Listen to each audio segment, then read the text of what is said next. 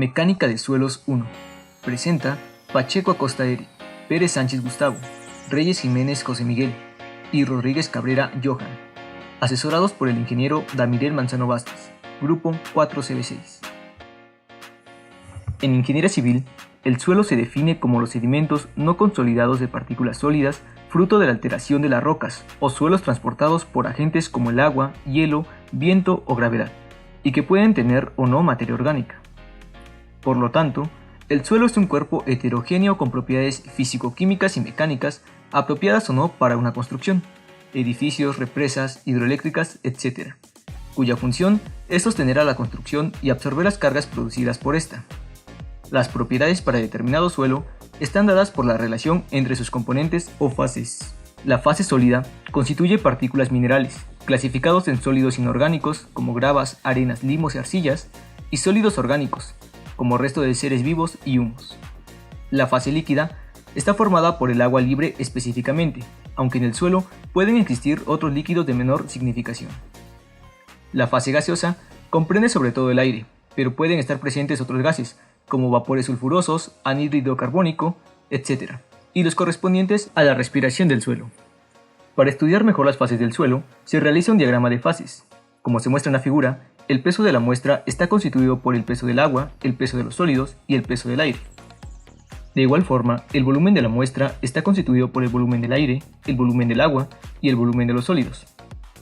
Observando que el volumen de los vacíos entre las partículas sólidas es ocupado por el volumen del aire, el volumen del agua o en combinación de ambos. El contenido de humedad, la porosidad, la relación de vacíos, el grado de saturación, el peso específico, son ejemplos de las relaciones gravimétricas y volumétricas, es decir, las relaciones entre las diferentes fases constitutivas del suelo, y estas permiten avanzar sobre el análisis de la distribución de las partículas por tamaños y el grado de plasticidad del conjunto. En los laboratorios de mecánica de suelos puede determinarse fácilmente el peso de las muestras húmedas, el peso de las muestras secadas al horno y la gravedad específica de las partículas que conforman el suelo, entre otras. Tienen una amplia aplicación en la mecánica de suelos. Si se conoce el contenido de humedad, el peso volumétrico y la densidad de sólidos, se puede calcular cualquier relación gravimétrica y volumétrica que se desee. Y por ello, hoy nos enfocaremos en determinar la densidad de sólidos. La densidad relativa es una comparación de la densidad de una sustancia con la densidad de otra que se toma como referencia. Ambas densidades se expresan en las mismas unidades y en iguales condiciones de temperatura y presión. Por tanto, la densidad de la fase sólida o peso específico relativo de los sólidos se define como la relación entre el peso específico de la materia que constituyen las partículas sólidas del suelo y el peso específico del agua destilada a 4 grados Celsius. Se entiende por material sólido a todo aquel que ha pasado a través de la malla número 40. Analíticamente se determina con la siguiente expresión.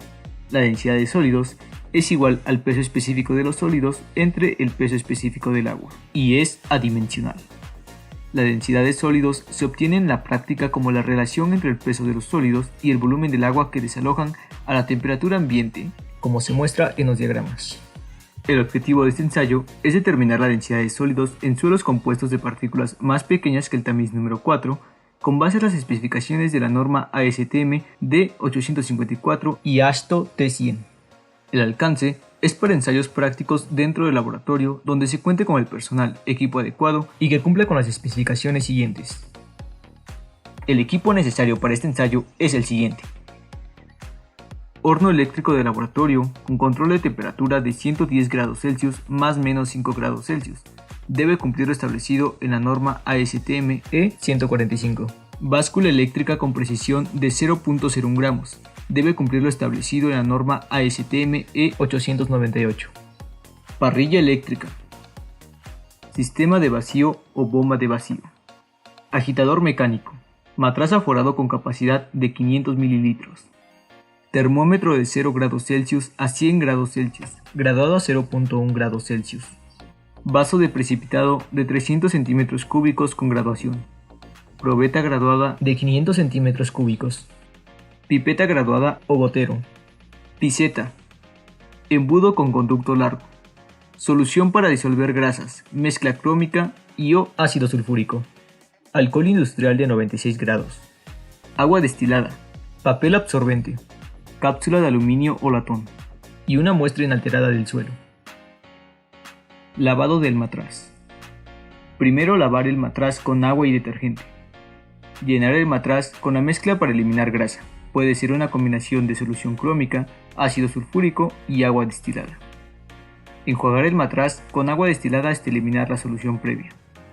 Escurrir el matraz boca abajo. Y finalmente, lavar el interior del matraz con alcohol de 96 grados o éter para eliminar de forma rápida el agua adherida en las paredes del mismo. Calibración del matraz método 1. La calibración del matraz es el proceso de elaborar una gráfica que permite obtener el peso del matraz a diversas temperaturas. Para ello, se realiza lo siguiente con cada matraz que se pretenda usar. Lavar el matraz siguiendo los pasos correspondientes al lavado del matraz. Después, agregar 400 ml de agua destilada al matraz. Extraer el aire contenido en el matraz con la bomba de vacíos o poner a baño María durante 10 minutos y secar la parte exterior al finalizar. Enrasar el matraz hasta su marca de aforo con agua destilada, mediante la ayuda de una pipeta, logrando que el menisco descanse sobre la marca de aforo, como se muestra en la figura. Secar con papel absorbente el interior del cuello hasta la superficie del agua sin tocarla, ya que de mantener una gota en el cuello puede afectar en los resultados obtenidos. Pesar el matraz aforado con aproximación de 0.01 gramos y registrar el peso del matraz aforado WM/WF. Para determinar la temperatura promedio, se deben tomar temperaturas del agua en la parte superior, media e inferior del matraz, registrar y promediar. Dejar enfriar el matraz. Su temperatura debe disminuir 5 grados Celsius aproximadamente, trayendo como consecuencia un nivel inferior del agua al de la marca de aforo. Esto debido al índice de contracción del agua. Aforar nuevamente el matraz repitiendo los pasos del 4 al 8. Hacerlo en forma sucesiva. Tomar diferentes temperaturas de 50 grados Celsius hasta bajar a 15 grados Celsius o 30 grados Celsius de acuerdo con la temperatura ambiente. Con los valores registrados, construir la curva de calibración del matraz, procurando escoger una escala adecuada que permite identificar con precisión pesos y temperaturas. Indica el peso del matraz aforado con agua a cada temperatura, WM/WF. Calibración del matraz método 2. Este procedimiento se lleva a cabo en forma inversa al método tradicional, es decir, se parte de la temperatura ambiente a la que se encuentra el agua destilada y se va incrementando la temperatura. Primero, se realizan los pasos correspondientes al lavado del matraz. Enrasar el matraz hasta su marca de aforo con agua destilada, mediante la ayuda de una pipeta, logrando que el menisco descanse sobre la marca de aforo, como se muestra en la figura. Extraer el aire contenido en el matraz con la bomba de vacíos o poner a baño María durante 10 minutos y secar la parte exterior al finalizar. Secar con papel absorbente el interior del cuello hasta la superficie del agua sin tocarla, ya que de mantener una gota en el cuello puede afectar en los resultados obtenidos durante el ensayo. Determinar la temperatura del agua. En la primera medición bastará con una lectura, ya que se partió de la temperatura ambiente a la que se encuentra el agua destilada. Con los valores obtenidos se encuentra un punto en la curva de calibración. Para obtener más puntos, se debe extraer del matraz 0.5 ml de agua mediante una pipeta graduada y colocar en una parrilla eléctrica hasta que el nivel de agua llegue a la marca de aforo. Enseguida, quitar el matraz de la parrilla eléctrica e instantáneamente secar el cuello y pesar. Registrar el peso del matraz aforado con agua, WM/WF. Y para calcular la temperatura promedio, tomar las temperaturas en la parte inferior, central y superior del matraz para promediar. Repetir la misma secuencia hasta llegar a una temperatura de 50 grados Celsius. Con los datos completos, se puede trazar la curva de calibración del matraz. Y así, obtenemos el peso del matraz aforado con agua a la temperatura deseada. Preparación de la muestra para suelos friccionantes. De la muestra extraída del campo, tomar una porción representativa, vaciar en una charola o recipiente y secar a la intemperie o en un horno eléctrico. Disgregar el material seco en un mortero. Cribar la muestra disgregada por la malla número 40 y pesar aproximadamente 60 gramos de material. Preparación de la muestra para suelos cohesivos. Repetir los pasos del 1 al 4 para la preparación de muestra de suelos friccionantes. Posteriormente, Depositar en una cápsula la muestra mezclándola con agua destilada hasta formar una pasta uniforme. Enseguida, vaciar la pasta en un mezclador mecánico y agregar agua destilada hasta formar una suspensión aproximadamente de 250 ml. Agitar la mezcla durante 15 minutos. Procedimiento para suelos finos sin cohesión. Realizar los pasos de lavado del matraz. Determinar el peso del matraz perfectamente limpio. Registrar el peso del matraz WM. Preparar la muestra siguiendo los pasos para suelos friccionantes. Mediante un embudo, depositar el material en el matraz y determinar su peso. Registrar WMS, el peso del matraz con sólidos. Agregar al matraz aproximadamente de 150 a 300 ml de agua destilada, procurando que las partículas que hayan quedado adheridas al cuello sean depositadas en la suspensión. Desairar el matraz con la bomba de vacíos durante 20 minutos.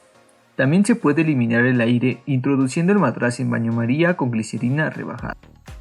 Ahora, enrasar el matraz hasta su marca de aforo con agua destilada, usando una pipeta o gotero, hasta que el menisco descanse sobre la marca de aforo.